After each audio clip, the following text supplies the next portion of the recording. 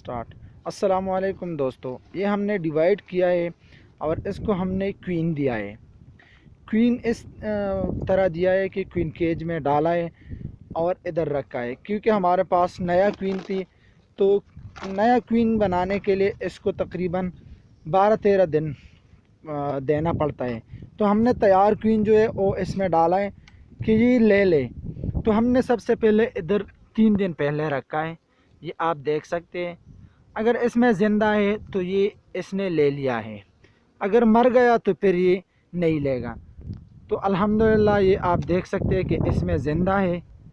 आप अंदर देख सकते हैं क्वीन केज में ये क्वीन ज़िंदा है। तो इसका मतलब ये है कि ये बक्सा ये क्वीन लेगा इंशाल्लाह। इसका 95% चांसेस है कि ये बक्सा ये क्वीन एक्सेप्ट करेगा। तो सबसे पहले आप ये करेंगे कि इसमें जो क्वीन सेल बनाया है तो वो आप रिमूव कर देंगे, वो ख़त्म कर लेंगे। जब वो आप ख़त्म कर लेगा तो फिर ये क्वीन इसके अंदर छोड़ देगा, तो ये इंशाल्लाह लेगा। ये आप देख सकते हैं कि उस्ताद जी क्वीन सेल रिमूव कर रहे हैं।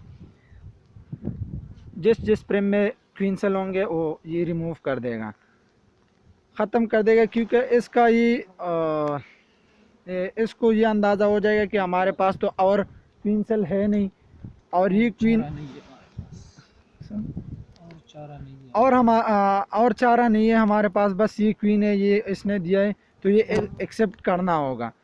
तो 95% चांसेस है कि ये क्वीन ये लेगा। और इसमें आपका फ़ायदा हमारा फ़ायदा क्या होगा कि 12 दिन से हम डायरेक्ट 3 दिन पे आ जाएंगे। 3 दिन में ये क्वीन बना लेगा इंशाल्लाह। तो ये सारा क्वीन सेल रिमूव कर दिया उस्ताद जी ने। अब ये इंशाल्लाह मलका इसमें छोड़ देगा। ये आप देख सकते हैं कि उस्ताद जी अब ये मलका इस फ्रेम पे छोड़ देगा।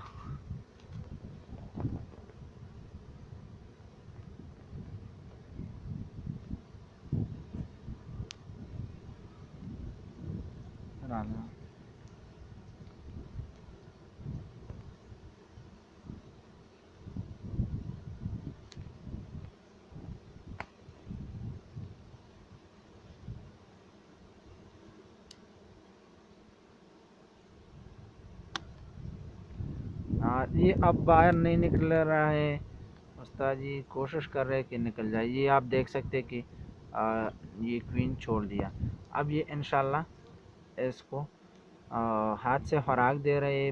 पता नहीं उस्ताद जी का जहन ये है कि इसने खुराक नहीं दिया, लेकिन मक्खियाँ तो खुराक देती है, इसी वजह से ये ज़िंदा है। जब ये खुराक नहीं दे रही तो फिर ये मर जाएगी 3 दिन में, 3 दिन के अंदर अंदर ये मर जाएंगे। तो इसका ये फ़ायदा होगा कि आपका 12-13 दिन का जो काम है वो 2-3 दिन में हो जाएंगे। तो वीडियो अगर पसंद आए तो प्लीज़ वीडियो को लाइक कर ले, अपने दोस्तों के साथ लाजमी शेयर करें। नई वीडियो तक हम अपना ख्याल रखें, दुआ में याद रखना। अल्लाह हाफ़िज़।